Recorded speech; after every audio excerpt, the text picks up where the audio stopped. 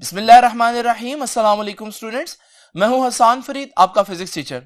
Students, जैसे कि आप लोग जानते हैं कि स्टार्ट के लेक्चर्स में हम लोगों ने ये देखा कि अल्टरनेटिंग करंट क्या है और अल्टरनेटिंग करंट से रिलेटेड कुछ नई टर्मिनोलॉजीज हम लोगों ने पढ़ी, जैसे कि आरएमएस वैल्यू क्या होती है, पीक वैल्यू क्या होती है। और स्टूडेंट्स, अब हम इस काबिल हो चुके हैं कि हम एसी सर्किट्स को डिस्कस करें, लेकिन हम एसी सर्किट के अंदर क्या कनेक्ट करेंगे, इसके लिए हमें आज का लेक्चर देखना पड़ेगा, जिसमें हम देखेंगे कि what are the basic circuit elements in AC circuits. के एसी सर्किट्स के अंदर वो क्या बेसिक सर्किट एलिमेंट्स हैं जो हम कनेक्ट करेंगे और उनका बिहेवियर क्या होगा। तो स्टूडेंट्स, आइए स्टार्ट करते हैं आज का लेक्चर। स्टूडेंट्स, चैप्टर नंबर 13 में हम लोगों ने डीसी सर्किट्स पढ़े। डीसी सर्किट्स में हम एक डीसी सोर्स यानी कि कोई बैटरी या सेल यूज करते थे, और जब उस बैटरी से करंट प्रोड्यूस होता था तो उस करंट को और वोल्टेज को कंट्रोल करने के लिए हम एक रेजिस्टर कनेक्ट करते थे। इसलिए हम कहते हैं कि डीसी सर्किट में वोल्टेज और करंट को जो कंट्रोल करने वाली चीज है वो है एक रेजिस्टर। लेकिन स्टूडेंट्स, अब हमारे पास ये डीसी सोर्स नहीं बल्कि इसकी जगह होगा एक एसी सोर्स। अब ये एसी सोर्स जब करंट फ्लो करेगा तो उस करंट को कंट्रोल करने के लिए हमारे पास क्या एलिमेंट्स हैं। तो स्टूडेंट्स, अब हमारे पास रेजिस्टर तो है, लेकिन सिर्फ रेजिस्टर नहीं है, बल्कि हमारे पास कुछ और चीजें भी हैं जो हम लोगों ने डिस्कस करनी है। तो आज का हमारा आर्टिकल है बेसिक सर्किट एलिमेंट्स, यानी एसी सर्किट में बेसिक जो चीजें हम यूज करते हैं वोल्टेज और करंट को कंट्रोल करने के लिए वो क्या है। डीसी सर्किट में वो सिर्फ रेजिस्टर था, लेकिन यहां क्या होगा, याद रखिएगा, पहला बेसिक सर्किट एलिमेंट है रेजिस्टर, यानी जो डायरेक्ट करंट में डीसी सर्किट्स में करंट और वोल्टेज को कंट्रोल करता था वो एसी में भी वोल्टेज और करंट को कंट्रोल करेगा, यानी रेजिस्टर यहां पर भी हम यूज करेंगे। लेकिन यहां पर जो दूसरी चीज हम यूज करेंगे वो है कैपेसिटर। तो कैपेसिटर भी हम लोगों ने पढ़ा। तो एसी सर्किट्स में वोल्टेज और करंट को कंट्रोल करने के लिए हम कैपेसिटर भी यूज करते हैं। और तीसरी चीज जो है वो हम यूज करेंगे इंडक्टर। स्टूडेंट्स, सबसे पहले तो हम देखते हैं कि जब हम इन तीनों चीजों को सर्किट में बनाएंगे, ड्रॉ करेंगे, तो डेफिनेटली हमें कोई ना कोई सिंबल तो चाहिए। इनका सर्किट सिंबल क्या है, याद रखिएगा, जहां मुझे रेजिस्टर बनाना है मैं रेजिस्टर को कुछ ऐसे बनाऊंगा आपके सामने।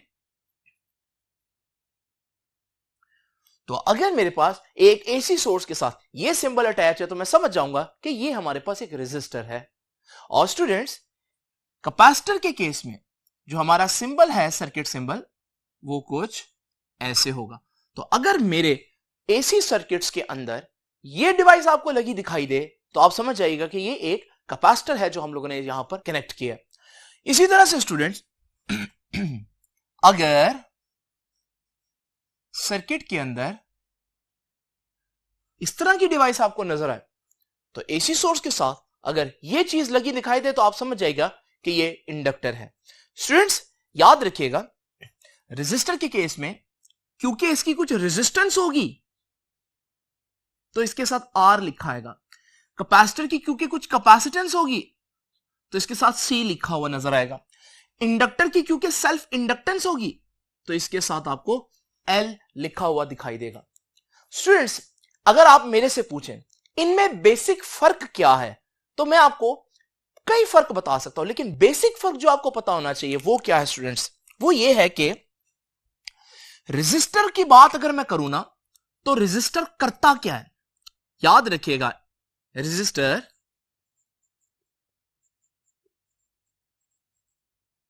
Dissipate energy as heat. Students, ये असल काम है रेजिस्टर का।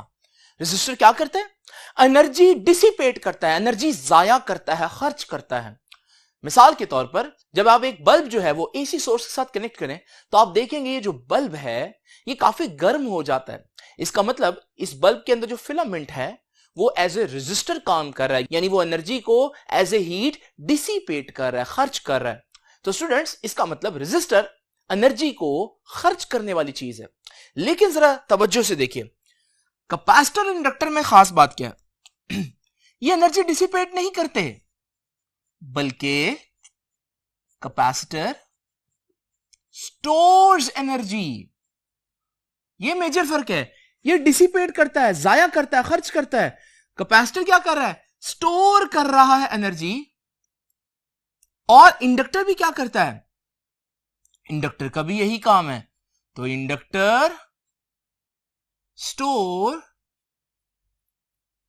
एनर्जी। तो फिर फर्क क्या होगा अगर ये दोनों ही एनर्जी स्टोर करते हैं? तो बेसिक फर्क ये है स्टूडेंट्स कि पैरेलल प्लेट कैपेसिटर्स के केस में मेरे पास दो प्लेट्स होती हैं और उन प्लेट्स के ऊपर हम सोर्स लगाकर चार्ज स्टोर कर देते हैं। आपको मालूम है जब ये चार्ज स्टोर हो जाता है तो ये जो ऑपोजिट चार्ज आप लोग देख रहे हैं ये हमारे पास एक इलेक्ट्रिक फील्ड जनरेट कर देता है बिटवीन द प्लेट्स। और ये जो इलेक्ट्रिक फील्ड है चार्जेस को एक दूसरे के साथ जोड़े रखता है। अब स्टूडेंट्स अगर मैं बैटरी हटा दूं और बैटरी की जगह एक लोड लगा दूं तो वो जो सारा चार्ज स्टोर था वो फौरन ही लोड में से मूव करता हुआ दूसरी प्लेट की तरफ जाएगा। यानी कि बैटरी के ना होने के बाद भी कैपेसिटर ने आपको करंट दिया, एनर्जी दी। कैसे दी? वो जो चार्जेस को उसने स्टोर किया हुआ था वही आपको उसने वापस लौटा दिया। इसका मतलब हम कह सकते हैं कैपेसिटर भी एनर्जी स्टोर करता है और बैटरी जब हम डिस्कनेक्ट करते हैं तो वो वापस आपको करंट दे सकता है। लेकिन वो एनर्जी स्टोर किस फॉर्म में करता है? चार्जेस को किस फॉर्म में जोड़े रखता है? इलेक्ट्रिक फील्ड की फॉर्म में। तो ये बड़ी इंपॉर्टेंट बात है। कैपेसिटर स्टोर्स एनर्जी, लेकिन अगली बात क्या हम कहेंगे? In the form of which field? In the form of electric field. ये इंपॉर्टेंट बात है। ये भी एनर्जी को स्टोर करता है लेकिन in the form of electric field store करता है। ये एनर्जी खर्च करता है, एज ए हीट खर्च करता है। और स्टूडेंट्स इंडक्टर के केस में भी हम लोगों ने चैप्टर नंबर 15 में पढ़ा। अब मैं उसकी डिटेल में नहीं जाऊंगा, लेकिन हम लोगों ने देखा कि इंडक्टर के साथ अगर हम एक बैटरी अटैच करें और जब उसमें से करंट पास करें तो इंडक्टर भी कुछ एनर्जी स्टोर कर लेता है। ये एनर्जी जो है वो in the form of magnetic field store होती है।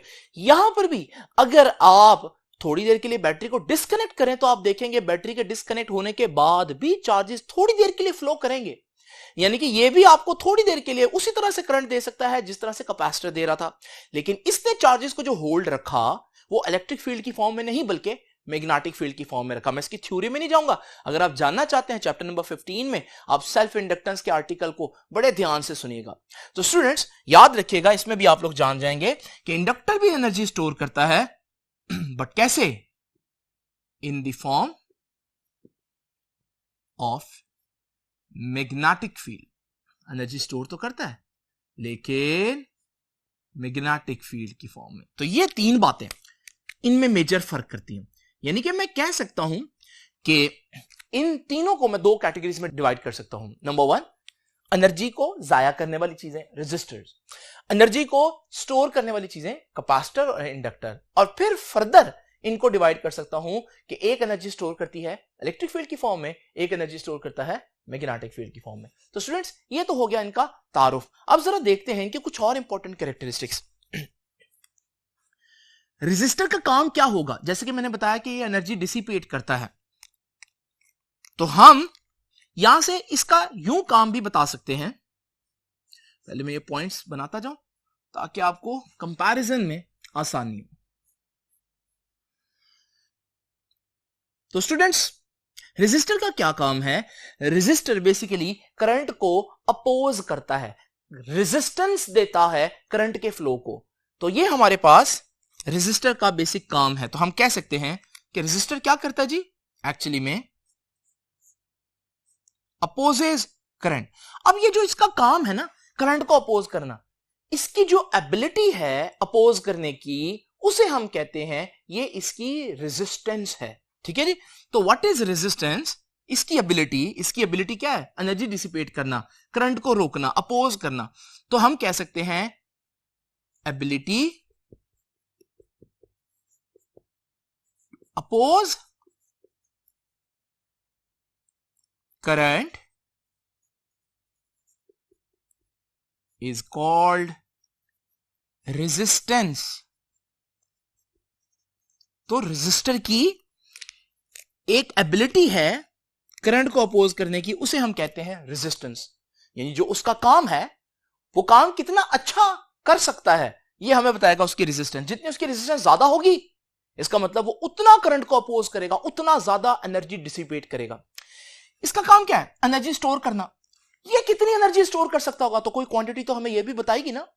जो क्वांटिटी ये बताएगी ये कितनी एनर्जी स्टोर कर सकता है उसे हम कहते हैं कैपेसिटेंस। तो कैपेसिटेंस फिर क्या हुआ? Ability to store charge is called capacitance.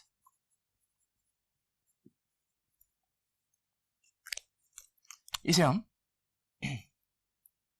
C कह देते हैं, इसको हम रेजिस्टेंस को R कह देते हैं। और फिर स्टूडेंट्स इसका काम क्या है? एनर्जी को स्टोर करना, EMF इंड्यूस करना, ताकि जब बैटरी डिस्कनेक्ट हो जाए तो ये अपनी वो जो इंड्यूस्ड EMF है वो करंट की फॉर्म में आपको दे। तो स्टूडेंट्स इसकी जो एबिलिटी होगी उसको हम क्या कहेंगे? उसको कहेंगे सेल्फ इंडक्शन। तो हम यहां पर आसान अल्फाज में कह सकते हैं ability to induce EMF is called self induction. देखें ये इसकी टेक्निकल डेफिनेशन नहीं है, ये सिर्फ यहां पर इसका काम समझाने के लिए। सेल्फ इंडक्शन को हम कैपिटल L से रिप्रेजेंट करते हैं। तो ये तीन कंपैरिजन में हम लोगों ने क्या सीखा? इन तीन कंपैरिजन में हम लोगों ने सीखा कि इसका काम ये था, इसका काम ये था, इसका काम ये था। ये अपना काम कितना अच्छा कर सकता है, कितनी एबिलिटी है, इसकी रेजिस्टेंस से पता चलेगा। कितना, जितना रेजिस्टेंस ज्यादा उतना ये करंट को ज्यादा अपोज करेगा, उतना ये ज्यादा एनर्जी डिसिपेट करेगा, खर्च करेगा। इसका काम एनर्जी स्टोर करना, कितना कर सकता है, कैपेसिटेंस से पता चलेगा। जितनी कैपेसिटेंस ज्यादा उतनी ज्यादा एनर्जी स्टोर कर सकता है, उतना ज्यादा चार्जेस स्टोर कर सकता है। इसका काम है एनर्जी स्टोर करना मैग्नेटिक फील्ड की फॉर्म में, EMF इंड्यूस करना दूसरे अल्फाज में। ये कितना EMF इंड्यूस कर सकता है, ये कितना अच्छा है इस काम में, ये बताएगा सेल्फ इंडक्शन। जितनी L की वैल्यू, सेल्फ इंडक्शन की वैल्यू ज्यादा, उतनी ये ज्यादा EMF इंड्यूस कर सकता है।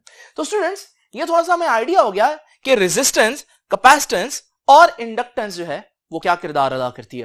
नाउ स्टूडेंट्स यहां पर एक और इंपॉर्टेंट बात है कि इन सारी चीजों की अपनी अपनी फंडामेंटल इक्वेशंस हैं, वो भी आपको पता होनी चाहिए।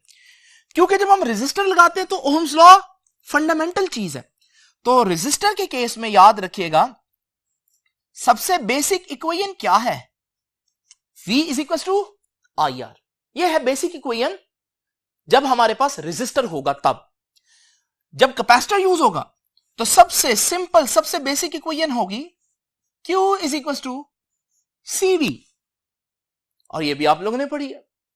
जब हमारे पास इंडक्टर यूज होगा तो सबसे बेसिक इक्वेशन होगी E is equal to L del I over del T, जहां L सेल्फ इंडक्शन है। मैं इसको सेल्फ इंडक्शन बोल रहा हूं, ये एक्चुअली सेल्फ इंडक्टेंस है। स्टूडेंट्स इसको गलती से सेल्फ इंडक्शन मैंने बोला है, तो इसको सेल्फ इंडक्टेंस बोलना है। Self induction is the phenomenon, self inductance जो है इस क्वांटिटी को कहते हैं। तो बहरहाल ये जो L है ये सेल्फ इंडक्टेंस है, और याद रखिएगा ये जो E है ये सेल्फ इंड्यूस्ड EMF है। तो आप लोगों ने देखा ये वो बेसिक इक्वेशंस हैं। अगर रेजिस्टर होगा तो ये इक्वेशन, कैपेसिटर होगा तो ये इक्वेशन, और इंडक्टर होगा तो ये इक्वेशन। और ये इक्वेशन मैंने डायरेक्ट इसलिए बताई है क्योंकि ये आप लोगों ने पढ़ी है। चैप्टर 12 में ये इक्वेशन पढ़ी है, चैप्टर 13 में ये इक्वेशन पढ़ी है, और चैप्टर 15 में आप लोगों ने ये इक्वेशन पढ़ी है। तो इसका मतलब ये कोई नई चीजें नहीं है। अब स्टूडेंट्स आप लोगों ने देखा कि हमारे पास सबकी अपनी अपनी फंडामेंटल इक्वेशंस हैं। तो अगर मैं दोबारा से एक बात कह दूं, वो ये है कि हमारे पास इन सब का एक प्राइमरी काम है, एक मेजर जॉब है। इसकी मेजर जॉब है करंट को अपोज करना, इसकी मेजर जॉब है एनर्जी स्टोर करना in the form of electric field, इसकी मेजर जॉब है एनर्जी स्टोर करना in the form of magnetic field. लेकिन स्टूडेंट्स ये जो दोनों चीजें हैं ना, ये दो जॉब्स करती हैं। ये थोड़ी सी गरीब समझ लें आप इसको, तो ये पार्ट टाइम भी एक जॉब करती हैं। इसका तो एक ही जॉब है ना, लेकिन ये दोनों असल जॉब क्या है इनका? एनर्जी स्टोर करना, चार्जेस स्टोर करना, ईएमएफ इंड्यूस करना। लेकिन इन दो कामों के अलावा ये दोनों चीजें पार्ट टाइम भी एक काम करती हैं, और पार्ट टाइम इनका काम क्या है, ये करंट को भी अपोज करती हैं। तो याद रखिएगा स्टूडेंट्स, इन दोनों का एक और काम आपको बता रहा हूं, और वो क्या है कि ये भी करंट को अपोज कर सकते हैं। आप कहेंगे सर वो तो इसका काम नहीं था, ये करंट को अपोज करना किसका काम है, रेजिस्टेंस को। लेकिन स्टूडेंट्स इसका तो प्राइमरी काम है ना, इनका प्राइमरी काम नहीं है ये, इनका असल काम ये है एनर्जी स्टोर करना। लेकिन पार्ट टाइम जहां भी ये लगे होंगे करंट को भी अपोज करेंगे। अब ये इंपॉर्टेंट बात है जो आप लोगों ने नोट करनी है। अब क्वेश्चन ये है करंट को कितना अपोज करेंगे, और उस क्वांटिटी को हम क्या कहेंगे, क्या इनकी ऑपोजिशन को रेजिस्टेंस कह दें? नहीं स्टूडेंट्स, रेजिस्टेंस जो है ना वो सिर्फ ये जो करंट को अपोज करेगा ना और एनर्जी को जाया करेगा in the form of heat, उसको हम कहते हैं रेजिस्टेंस। हर ऑपोजिशन को रेजिस्टेंस नहीं कहते, वो ऑपोजिशन जिसमें हीट जनरेट हो उसे रेजिस्टेंस कहते हैं। तो फिर इनकी जो ऑपोजिशन होगी करंट को, उसको मैं क्या बोलूंगा? तो आइए स्टूडेंट्स मैं बताता हूं। तो मैं आपको बता देता हूं, यहां पर कैपेसिटर का एक और काम है, और वो क्या है, इंपॉर्टेंट चीज है। Capacitor can oppose current. Capacitor current को भी अपोज कर सकता है। इसकी ऑपोजिशन को क्या कहते हैं? उसकी ऑपोजिशन को कहते हैं कैपेसिटिव रिएक्टेंस। ठीक है जी। What is capacitive reactance? इसका सिंबल याद रखना, XC। XC। तो what is capacitive reactance? Capacitive reactance is the opposition offered by capacitor। किसको? To flow of current. तो करंट के बहने के दौरान करंट को अपोज अगर कैपेसिटर करे तो मैं इसको रेजिस्टेंस नहीं बोलूंगा, इसे मैं बोलूंगा कैपेसिटिव रिएक्टेंस। और स्टूडेंट्स याद रखिएगा, है तो ये ऑपोजिशन, और ऑपोजिशन का यूनिट क्या होता है? ओहम। तो याद रखिएगा हमारे पास इसका यूनिट जो है वो ओहम है। यूनिट से मुझे याद है, मैं आपको बताता चलूं कि जो रेजिस्टर की रेजिस्टेंस होती है इसको हम ओहम्स में मेजर करते हैं। कैपेसिटर की जो कैपेसिटेंस होती है इसको हम फैराड में मेजर करते हैं, ऐसा यूनिट है। और इंडक्टर की जो इंडक्टेंस होती है इसका ऐसा यूनिट है हेनरी।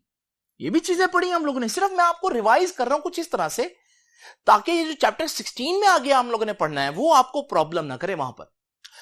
स्टूडेंट्स इसी तरह से मैंने आपको बताया था कि इंडक्टर जो है उसकी असल जॉब क्या है? एनर्जी स्टोर करना। लेकिन ये भी अपनी असल जॉब के साथ साथ पार्ट टाइम भी जॉब कर रहा है, और वही जॉब कर रहा है कि ये भी करंट को अपोज करता है। और इसकी ऑपोजिशन को भी मैं वो रेजिस्टेंस नहीं कह सकता, क्योंकि रेजिस्टेंस जो है वो रेजिस्टर की ऑपोजिशन को कहेंगे, इसकी ऑपोजिशन को मैं कहूंगा इंडक्टिव रिएक्टेंस। तो मैं यहां पर लिख देता हूं इंडक्टिव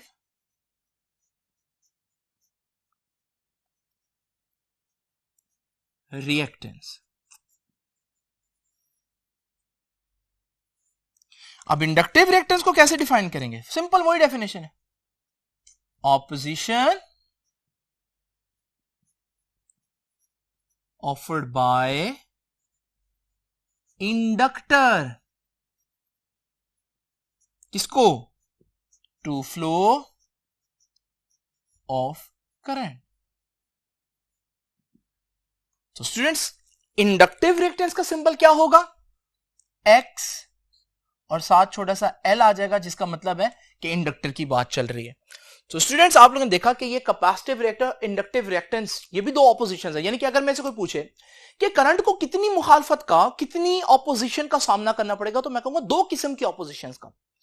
एक ऑपोजिशन जो रेजिस्टर देगा, जिसे मैं रेजिस्टेंस कहूंगा, और एक ऑपोजिशन वो होगी जो कैपेसिटर या इंडक्टर देगा, उसे मैं रेजिस्टेंस नहीं कहूंगा, उसे कैपेसिटिव रिएक्टेंस कहूंगा कैपेसिटर के केस में, इंडक्टिव रिएक्टेंस कहूंगा इंडक्टर के केस में। और उसका यूनिट याद रखिएगा दोनों का ओहम ही होगा, क्योंकि ऑपोजिशन जो करंट को मिलती है उसको हमेशा किस में मेजर करते हैं?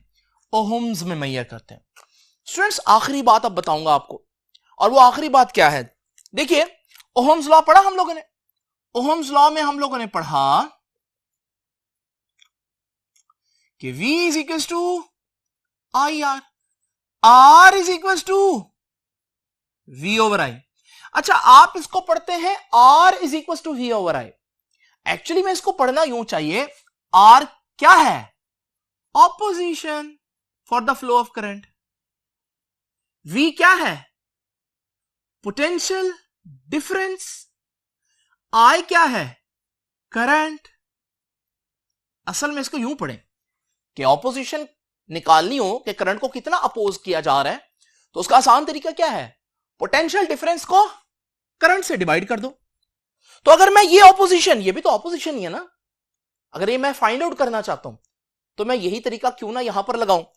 इस सूरत में मैं कह सकता हूं एक्स सी यानी opposition offered bye capacitor, opposition तो बराबर होती है पोटेंशियल डिफरेंस ओवर करंट, तो पोटेंशियल डिफरेंस यानी V ओवर करंट यानी कि I। लेकिन आप लोगों को मैंने बताया था कि जब हम एसी सर्किट्स पढ़ेंगे तो जब भी हम वोल्टेज और करंट की वैल्यू की बात करेंगे तो हम बात करेंगे आरएमएस वैल्यू की। तो यहां पर मैं V के साथ RMS, I के साथ RMS। और स्टूडेंट्स ये है वो फॉर्मूला, लेकिन मैं मजीद इसको लिख सकता हूं 1/2πfc। अब आपने ये नहीं पूछना कि ये कहां से आया, ये आगे यूज होगा फॉर्मूला, मैं आपको यहीं पर ही बता रहा हूं। तो XC is equal to 1/2πfc। और स्टूडेंट्स इंडक्टर के केस में भी इसी तरह से हम XL फाइंड आउट कर सकते हैं, और XL किसके बराबर होगा? वही तरीका V ओवर I। तो यहां पर भी V ओवर I, लेकिन RMS वैल्यूज। इसका है आंसर 2πfl।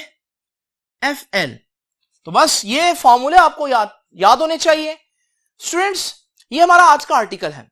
आप सोच रहे होंगे कि मैंने ये चीजें आपको यहां पर इतनी ज्यादा डिटेल में क्यों बताई हैं, क्योंकि स्टूडेंट्स आज से हम जो आगे आर्टिकल्स डिस्कस करेंगे उनमें हम सर्किट्स को डिस्कस करेंगे। कहीं सिर्फ रेजिस्टर लगा होगा, सिर्फ कैपेसिटर लगा होगा, सिर्फ इंडक्टर लगा होगा, या दो लगे हो सकते हैं, रेजिस्टर और कैपेसिटर इकट्ठे, या रेजिस्टर और इंडक्टर इकट्ठे, या इंडक्टर और कैपेसिटर इकट्ठे, और यह भी मुमकिन है कि हमारे पास तीनों लगे हों, रेजिस्टर भी, कैपेसिटर भी, इंडक्टर भी। इस सूरत हाल में अगर आप सर्किट को सही तरह से एनालाइज करना चाहते हैं तो आपको इन इंडिविजुअल एलिमेंट्स की जो प्रॉपर्टीज हैं कि ये क्या करता है, इस पे कौन सी इक्वेशन लगती है, इसका काम क्या है, ये क्या करता है, इसका असल काम क्या है, इसका पार्ट टाइम काम क्या है, और इसकी इक्वेशन क्या है, बिल्कुल इसी तरह से सारी बातें उसके बारे में आपको मालूम होनी चाहिए। स्टूडेंट्स एक आखिरी बात मेरे जहन में आ रही है, वो भी बताना चाहूंगा। आप लोग देख रहे हैं रेजिस्टेंस का ये जो फॉर्मूला यहां पर बनता है V is equal to I R, तो R is equal to V over I. यहां भी इसकी ऑपोजिशन V ओवर आई, इसकी ऑपोजिशन भी V ओवर आई, लेकिन इसमें मैंने फर्दर लिखा ये वाला चीज जिसमें फ्रीक्वेंसी आ रही है करंट की, इसको मैंने फर्दर लिखा इस तरह से जिसमें फ्रीक्वेंसी आ रही करंट की, लेकिन इसका कोई फॉर्मूला ऐसा नहीं बन रहा जिसमें फ्रीक्वेंसी आ रही है। इसका मतलब क्या हुआ? इसका मतलब यह हुआ कि resistance is independent of frequency. यानी मैं 50 हर्ट्ज का एक सोर्स लगाऊं और ये 20 ओम का रेजिस्टर है, मैं इस 50 हर्ट्ज की बजाय 60 हर्ट्ज का सोर्स लगा दूं तो क्या वो 20 ओम की रेजिस्टेंस कम होगी? क्या ज्यादा होगी? नहीं, बल्कि वो 20 ओम्स ही रहेगी। तो इसका मतलब रेजिस्टेंस को फ्रीक्वेंसी से कोई फर्क नहीं पड़ता। ये बहुत इंपॉर्टेंट ऑब्जेक्टिव है। लेकिन क्या कैपेसिटर इंडक्टर को पड़ता है? यस, उसके फार्मूला में भी फ्रीक्वेंसी आ रही है करंट की, इसके फार्मूला में भी फ्रीक्वेंसी आ रही है करंट की। तब आप सोचेंगे फ्रीक्वेंसी ज्यादा करने से करंट कम होगा या फ्रीक्वेंसी ज्यादा करने से करंट ज्यादा होगा। ये आज का आर्टिकल नहीं है। ये जब मैं आपको सर्किट्स पढ़ाऊंगा तो वहां पर कैपेसिटर के सर्किट में हम डिस्कस करेंगे कि कैपेसिटिव रिएक्टेंस को फ्रीक्वेंसी के साथ क्या फर्क पड़ता है, और इंडक्टर में इंडक्टिव रिएक्टेंस को फ्रीक्वेंसी से क्या फर्क पड़ता है, ये वहां डिस्कस करेंगे। लेकिन बस आप लोगों ने याद रखना है कि रेजिस्टर जो है उसको फ्रीक्वेंसी से कोई ताल्लुक वास्ता नहीं है। तो स्टूडेंट्स आई होप कि कंपैरिजन की फॉर्म में आपको ये चीजें अच्छी तरह से समझ में आई होंगी। ये नेक्स्ट लेक्चर्स के लिए आप लोगों ने ये चीजें याद करनी है। आपसे अब इंशाल्लाह मुलाकात होगी नेक्स्ट लेक्चर में। तब तक के लिए अल्लाह हाफिज।